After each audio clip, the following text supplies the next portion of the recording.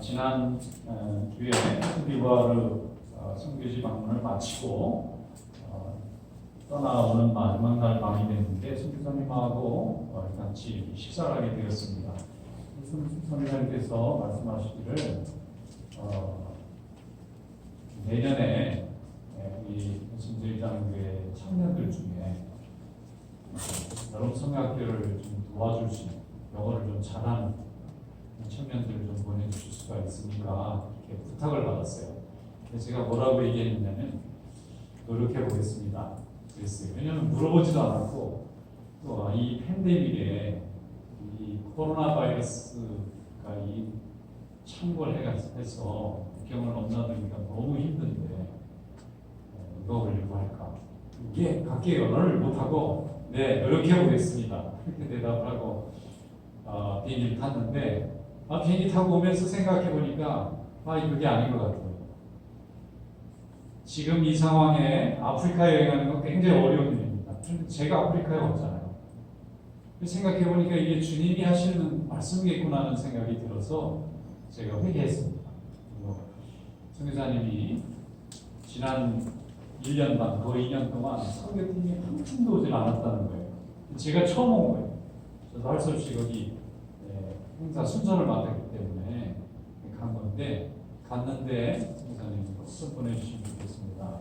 네, 알겠습니다. 그랬는데 우리가 그동안 교회가 세워진 뒤에 세월이 많이 지났지만 선교하기보다는 성전 건축하느라고 시간이 많이 지났고 또 2세 교육하는데 또 시간을 많이 보냈고 또 이 지역의 이웃들 특히 노인들 이렇게 섬기고 봉사하는 일에 수고를 많이 했는데 얼마 전부터 하나님 우리가 선교할 수 있게 하여 주시옵소서 기도하기 시작했습니다. 그런데 선교사님이 보내달라고 하는 것이 청년들이긴 하지만 또 이 청년들이 가서 그 현지인 교회들이 굉장히 많은데 거기서 이제 봉사를 할 때 영어를 굉장히 배우고 싶어하고 또 우리 청년들이 가면 여름 성경학교를 도와주게 되고 그러면 그 현지 교회들이 너무 좋아하는 거예요. 그러다가 또 교회가 개척이 되기도 하는 일이 많기 때문에 하나님의 뜻으로 생각하고 제가 그 얘기 들을 때 내가 꼭 보내드리겠습니다 했어야 되는데 노력해 보겠습니다. 이게 좀 미안하더라고요. 그래서 하나님이 우리 교회를 아프리카로 부르신다고 믿는 줄로 믿습니다. 저는 그렇게 고백하게 됐어요. 회개했습니다. 그리고 하나님의 생각을 사람의 생각이 앞서면 안 되겠다. 지금 이 상황에 여행 가는 것은 인간의 생각이죠. 이 여행 가는 게 어렵다는 건 인간의 생각입니다. 그리고 실제 갈 때 너무 복잡하더라고요. 예방주사도 많이 맞아야 되고 평생 맞지도 않았던 이상한 주사도 많이 맞아야 되고 탈 때마다 검사해서 증을 보여야 되고 이제 여권만 갖고는 안 돼요. 이게 그 나라 들어갈 때 이게 백신 맞았는데 백신증도 있어야 되고 지금 3일 안에 72시간을 정확하게 뒀어요. 72시간 이내에 PCR 검사에 네거티브 있다는 그것도 보여줘야 돼요. 근데 또 어디 가면 그것만 갖고는 안 되고 또 그게 거짓말이 아니라는 서약서에 도장까지 또 찍어야 돼요. 이러니까 4개의 소리가. 그러니까 이거 얼마나 복잡해. 그런데 어떻게 하겠습니까? 하나님이 부르시니까 순종해야 되니까 하나님의 생각이 우리 사람의 생각을 이기고 하나님의 뜻이 순종하는 이들이 있을 때에 믿음의 역사가 이루어지고 영원히 주님 앞에 돌아오는 구원의 역사가 이루어질 줄로 믿습니다. 아멘. 우리 성도들의 삶은 하나님의 생각이 이기느냐 인간의 생각이 이기느냐 하나님의 생각이 승리하느냐 세상의 생각이 승리하느냐는 치열한 영적 싸움 속에서 우리는 날마다 살아갑니다. 그래서 이 말씀에 이 영적 싸움에서 승리하기 위해서 우리 말씀을 놓으면 질 수밖에 없어요. 우리가 말씀을 놓는 순간에 세상의 생각이 금세 우리의 생각과 마음을 지배해요. 오늘 말씀에 보면은 하나님께서 주신 지혜로 충만한 솔로몬이 지혜로 승리하는 모습을 잘 보여주고 있습니다. 오늘 성경 말씀 한번 열어보겠습니다. 열왕기상 3장 26절부터 28절까지 오늘 주신 말씀으로 믿고 우리가 함께 한 목소리로 읽겠습니다. 그 사마리아의 어머니 되는 여자가 그 아들을 위하여 마음이 불붙는 것 같아서 왕께 아뢰되 청하건대 내 주여 사마리아를 구해 주시고 아무쪼록 주지 마옵소서 하되 다른 여자는 말하기를 내가 이것도 내게 말고 이것도 내게 말고 나누게 하라 하는지라.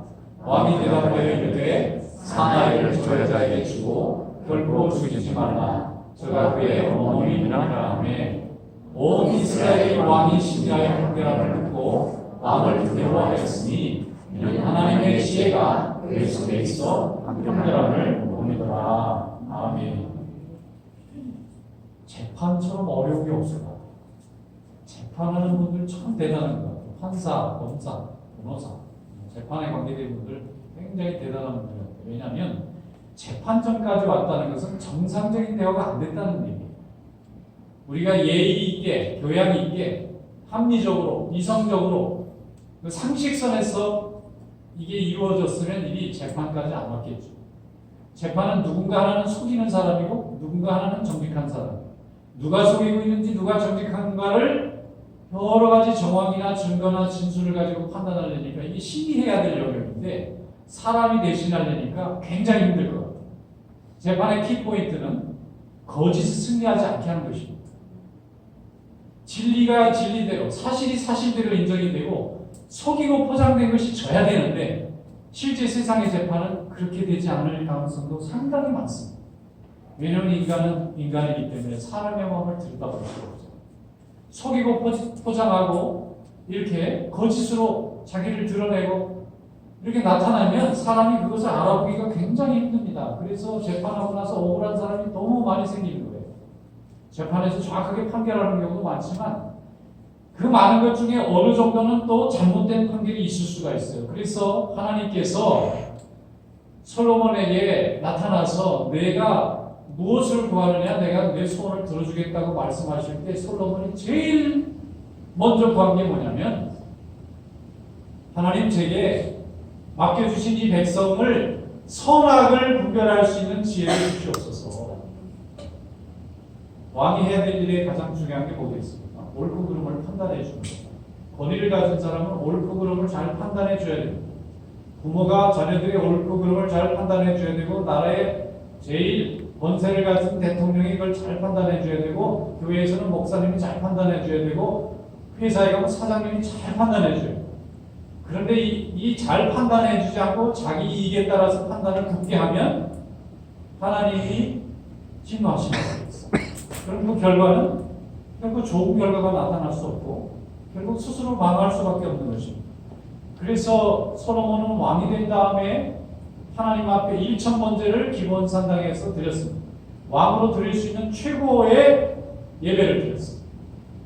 그날 밤에 하나님께서 내 소원이 뭐냐고 물으셨는데 솔로몬이 구한 것은 내 백성의 재판을 판결할 수 있는 선악을 구별할 수 있는 지혜를 주시옵소서.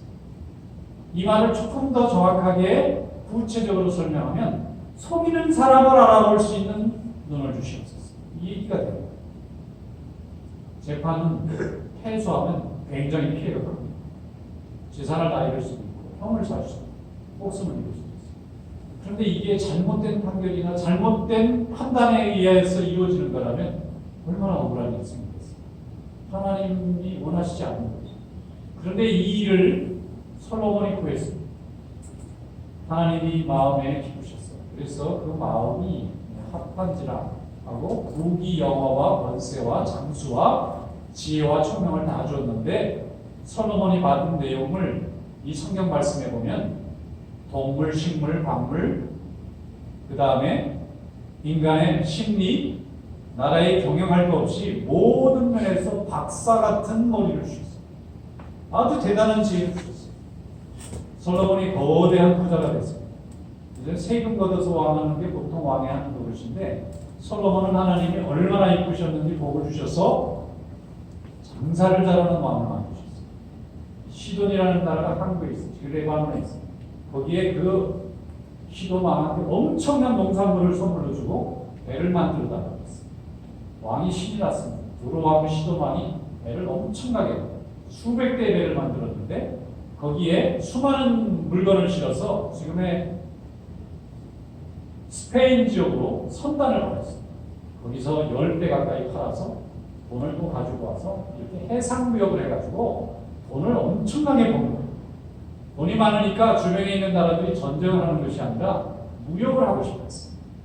왜냐하면 솔로몬하고 거래를 하면 자기네들이 노력하고 전쟁에서 뺏은 것보다 몇 배나 더 잘 살게 먹을 것을 주는 거예요. 전쟁이 안 일어나게 하는 방법은 모든 사람이 불만 없게 먹을 걸 나눠주면 전쟁이 안 일어납니다. 그런데 전쟁이 일어나는 이유는 먹을 건 제한되어 있는데 서로 먹겠다는 사람이 많으면 전쟁이 일어날 수밖에 없어요. 분배를 잘하는 곳에는 갈등과 전쟁이 안 일어나도록 되어 있는데 솔로몬에게는 하나님이 그런 지혜를 주셔서 주변에 있는 모든 나라들이 함께 먹고도 남을 수 있도록 하나님이 복을 부어주셨어요. 이게 솔로몬이 가진 축복입니다. 오늘 이러한 축복이 우리 성도들에게도 함께 하시기를 주님의 이름으로 축원합니다. 내가 노력하고 내가 열심히 노력하고 경쟁해서 얻은 것보다 하나님이 내가 보시기에 좋아서 부어주시는 축복을 받게 되면 이런 축복을 받게 되는 거예요. 그런데 이 축복을 받으려면 하나님 마음에 합한 기도를 할 수 있어요. 하나님 마음에 합한 기도할 수 있고 축원합니다. 하나님 저 못된 놈 망하게 해주세요. 아니면 하나님 내가 모든 사람이 뛰어난 자가 되게 해주세요. 이렇게 기도하면 하나님이 넓은 마음을 좋아하시는데 넓은 마음을 가지지 않고 좁은 마음을 하는 기도는 들어주시기는 들어주시는데 우리에게 축복의 문을 여는 기도가 되지는 못합니다.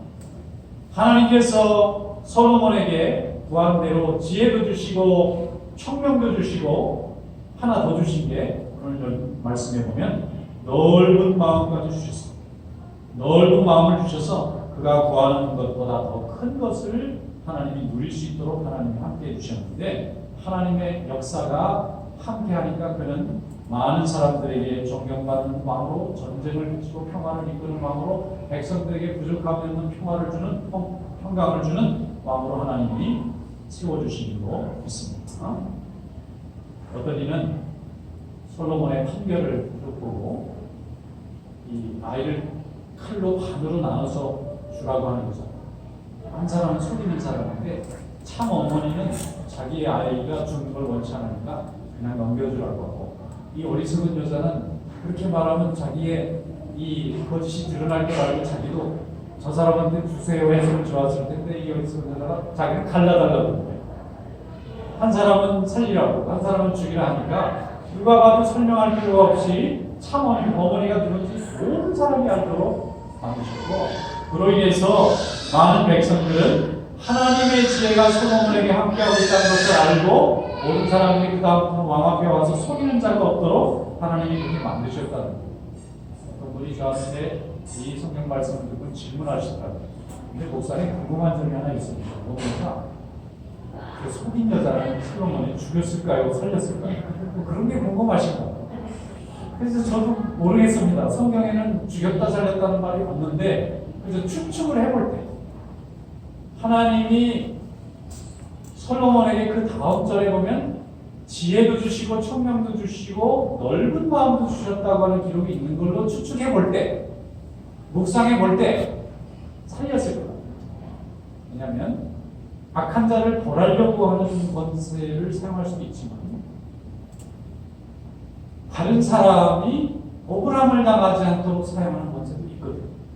그러면 이렇게 판결을 하는 이유는 왕으로서의 권세를 보이려고 하는 것이 아니라 백성들이 나 앞에 와서는 속이지 말고 정직하게 서로서로 잘 살아라 하는 목적으로 재판을 하셨다면 솔로몬 왕이 그 여인을 살렸을 거라고 생각합니다. 왜냐하면 그 여인도 자기 아이를 잃은 어머니죠. 사람은 원래 죄가 있는 사람이고 그런 상황에 처하게 되면 순간적으로 거짓말도 하고 죄도 짓는 거예요. 그걸 이해하면 은혜고 그걸 심판하면 처벌이 됩니다. 그런데 솔로몬은 하나님 앞에 많은 은혜를 받은 상태고 은혜 받은 상태에서 주신 하나님의 지혜로 판결을 해서 왕으로서의 권세를 얻었기 때문에 용서해줬습니다. 그래서 그 여인을 바라보는 모든 백성들도 왕을 두려워해서 이제는 함부로 왕을 속이려 하지 않고 정직하게 행함으로 인해서 나라가 더 부강했을 걸로 믿습니다. 열왕기상 4장 29, 30절에 이렇게 되어 있어요. 하나님이 솔로몬에게 지혜와 총명을 심히 많이 주시고 또 넓은 마음을 주시되 바닷가에 모래같이 하시니 솔로몬의 지혜가 동쪽 모든 사람의 지혜와 대급의 모든 지혜보다 뛰어난지라 했습니다. 허용표까지 주셨어요. 넓은 마음을 주시면 넓은 마음을 주신 사람의 밑에는 많은 사람이 모여들게 돼 있습니다. 건강한 공동체, 건강한 나라, 특별히 있는 것이 아닙니다. 정직한 사람들이 인정받고 정직한 사람들이 기쁘게 일을 할 수 있으면 강한 나라 되는 거예요. 그런데 그런 사람들이 속이는 사람들에게 패배하고 다투는 자들이 많아지게 되면 그런 나라는 스스로 망하게 되는 것입니다. 텔레비전을 보니까 날마다 나오는 뉴스가 있어요. 아프가니스탄 텔레바. 유명해졌어요. 텔레바이 뭐냐면 학생이라는 뜻입니다. 학생. 학생들이 왜 나를 이슬람 성직자를 이루는 학생들은 여자들은 못 가요. 남자들만 가니까 남자들 세계에서만 살게 되니까 여자들만 차별하게 만들고 그런 나라를 추구하고 있는 거 아니에요. 그런데 전쟁이라는 것은 힘만 있으면 되지만 나라를 운영하는 것은 살림을 해야 되는 문제예요. 수많은 전문가가 필요해요. 공항은 지금 첨단 이 시대에 첨단 기술이 필요한 것입니다. 가방 하나만 맡겨도 이게 마지막 같은 내 집까지 차 들어가게 하려면 얼마나 많은 루트를 차고 없이 와야 됩니다. 그런데 이 공항은 뺏었는데 이거 관제탑을 어떻게 운영할 거예요? 거기 나중에 공항에 물건을 어떻게 실어갈 거예요? 이게 전 세계 모든 나라가 지금은 서로 협력하지 않고는 아무것도 할 수가 없는 거예요. 중세처럼 살자는 말이 되는데 그렇게 살아서 어떻게 백성을 먹여 살릴 겁니까? 그러니까 텔레반이 급했어요. 그래서 좀 뭐라고 얘기하냐면 다 도망간 공무원들을 처벌하니까 제발 좀 돌아오는데 아무도 안 돌아오고 돌아오겠어요? 어떻게 믿겠어요? 지금 근본주의적인 이슬람 문화에 사로잡혀 있어서 아니 남자하고 여자가 세상에 하나님이 다 창조하셨는데 여자는 사람이 아니라고 인정하고 시작하면 어떻게 그 문명을 이끌겠다는 얘기지? 이해가 안 돼요. 그런데 이제 중국에 좀 부탁을 하니까 중국에서도 불편한 거예요. 너 이슬람 근본주의 도와줬다가 이 사람들이 또 자기네 나라 이슬람 사람들하고 결탁해가지고 중국 안에서 무슨 소요가 나거나 이 반란이 나면 어떡하나 도와줄 수도 없고 안 도와줄 수도 없고 굉장히 어려운 상황이 됩니다. 자, 이것이 뭡니까? 하나님이 창조하신 세상에 대한 바른 지식과 하나님이 주신 은혜를 입으면 이렇게 생각하지 않게 되는데 하나님도 몰라요. 생명이 뭔지도 몰라요. 하나님이 주신 문명이 뭔지도 모르고 이성이 뭔지도 모르고 영성이 뭔지도 모르니까 이렇게 될 수밖에 없는 거예요. 얼마나 오래 가겠습니까? 오래 못 갑니다. 하나님께서 축복하시고 하나님이 기뻐하시는 권세만 하나님이 이끌어 주실 줄로 믿습니다. 열왕기상 4장 24절로 25절에 보면 이렇게 되어 있어요. 솔로몬이 그 강 건너편의 딥사로부터 가사까지 모두 그 강 건너편의 왕을 모두 다스림으로 그가 사방에 둘린 민족과 평화를 누렸으니 솔로몬이 사는 동안에 유다와 이스라엘이 단에서 부엘세바에 이르기까지 각기 포도나무와 무화과나무 아래에서 평안히 살았더라. 이스라엘에서 포도나무와 무화과나무는요 풍요를 선물해요. 포도나무는 날마다 마셔야 될 음료고요. 무화과나무는 날마다 먹어야 할 음식이에요. 그런데 여유가 없으면 포도나무 밑에서 무화과나무 밑에서 앉아 있을 시간이 없어요. 전쟁 나면 앉아 있을 수가 없어요. 그런데 모든 백성들이 포도나무와 무화과나무 아래에서 살았다고 하는 이것은 세상에 태평성대를 누렸다는 성경식 표현입니다. 솔로몬 하나가 하나님 앞에 정직히 해가고 하나님이 주시는 하나님 마음에 합한 지혜를 구하니까 온 백성이 복을 받는 거예요. 오늘 이러한 축복이 우리 성도들에게도 함께 하시기를 주님의 이름으로 축원합니다. 주님의 지혜를 구하시기를 축원합니다. 창세기에 보면은 이삭이 하나님의 축복을 받습니다. 이삭이 축복을 받는 이유는 성경 말씀 그대로예요. 온유한 자는 복이 있나니 땅을 기업으로 받을 것이다. 예수님께서 마태복음에 말씀하셨잖아요. 그런데 이 이삭이 온유한 사람이에요. 이 온유함이 어디서 나왔을까? 아버지의 아브라함이 하나님이 명령하시니까 이 이삭을 모리아산에 데리고 가서 제물로 잡으려고 했어요. 아브라함은 칭찬받아서 좋은데 이삭은 어떻게 해요? 자기를 잡아 죽이는 아버지를 지금 아버지로 두고 있어야 돼요. 두 가지. 하나는 세상에 이런 천륜을 벌인 아버지를 이렇게 들 수 있느냐고 아버지를 원망하고 미워하고 신앙을 잃어버리고 하나님을 원망하고 이렇게 사는 방법이 하나 있고요. 또 하나는 아버지를 이해해 보려고 하는 거예요. 도대체 하나님이 얼마나 대단한 분이신데 세상에 백세여도 나왔더니 내가 백세여도 나왔어. 그래 내가 지금 열댓 살 넘어서 이제 뭐 말할 수 없이 자랑스러운 아들인데 나를 제물로 바치라는 하나님의 말씀. 순종을 하는 우리 아버지는 도대체 어떤 아버지인가? 그 하나님은 도대체 어떤 하나님인가? 그런데요, 이삭은 후자를 선택한 것처럼 보입니다. 왜냐하면 그의 믿음이 대단해졌어요. 세상 욕심이 하나도 없는 사람. 그런데 세상 재물은 다 모여요. 한 해에 농사를 지었습니다. 그런데 100배의 결실이 없었어요. 이삭은 원래 농사꾼이 아닙니다. 자기 전공 분야는 유목이에요. 가축을 낳고 키우고 새끼를 낳아서 소와 양 뭐 이런 것들을 많이 이렇게 새끼를 낳게 해서 팔아서 돈을 버는 사람인데 농사는 이 사람 전공 분야가 아니에요. 농사를 지었다는 기록이 없어요, 아브라함. 그럼 이 사람은 그 햇땅에 와서 햇사람들이 하는 농사 경영법을 보고 이 식구도 많아지고 그러니까 농사를 부업으로 좀 해야 되겠다. 부업을 합니다. 부업을 했는데 이 부업을 한 사람이 몇 배를 얻었다고요? 100배의 결실을 얻었다는 것은 정말 놀라운 결과가 나타납니다. 그러니까 평생 조상 때부터 농사해먹던 햇사람들이 눈이 어떻게 됐을까요? 뒤집히십니다. 우리는 조상 때부터 농사를 해도 100배 아니라 10배 얻기도 어려운데 이 사람은 도대체 얼마나 대단한 사람이길래 유목을 했던 저 떠돌이 유목민이 우리 땅에 와서 지금 멈춰서 사는 사람이 농사를 졌는데 100배를 얻는단 말이에요. 보통 하나님의 축복을 받은 우리 성도들이 축복을 많이 받습니다. 한시 따라오는 게 있어요. 질투마귀가 따라오는 축복마귀가 따라오는 게 아니라 원들은 질투마귀가 따라오는 저게 왜 복을 받지? 왜 저게 순진하지? 왜 저게 대박이 나지? 왜 제 자식들이 잘하지? 왜 저게 이렇게 건강하지? 사람들이 자꾸 질투하게 돼요. 하나님이 주신 축복을 받으면 우리는 칭찬받을 줄로 자꾸 착각하는데 칭찬을 받기까지는 원망과 미움과 질투를 10배나 갖고 나중에 칭찬합니다. 믿습니까? 별로 동의를 안 하시는데 네, 그렇습니다.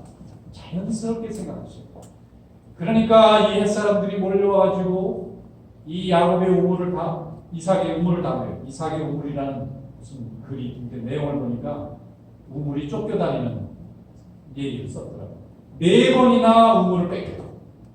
지금은 우물을 우리 수도꼭지를 푸시면 다 나오지만 그 고대 시대의 우물이라는 것은 굉장히 파기가 어렵고 파도 성공 확률이 굉장히 어렵습니다. 물이 아무 때나 있는 게 아니에요. 수맥을 정확하게 이렇게 파고 내려가야 되는데 이스라엘의 우물은 성지순례 가보신 분은 알겠지만 그 길가에서 물이 흐르는 게 아닙니다. 거기는 완전히 척박한 땅에는 물이 없어요. 그러니까 우물을 파려면은 파가지고 이렇게 계단으로 한참 내려가서 거기서 물을 떠가지고 들고 올라와야 될 정도로 굉장히 깊이 있는 것이에요. 그런데 그런 우물을 뺏겼다 생각해요. 죽으라는 얘기예요.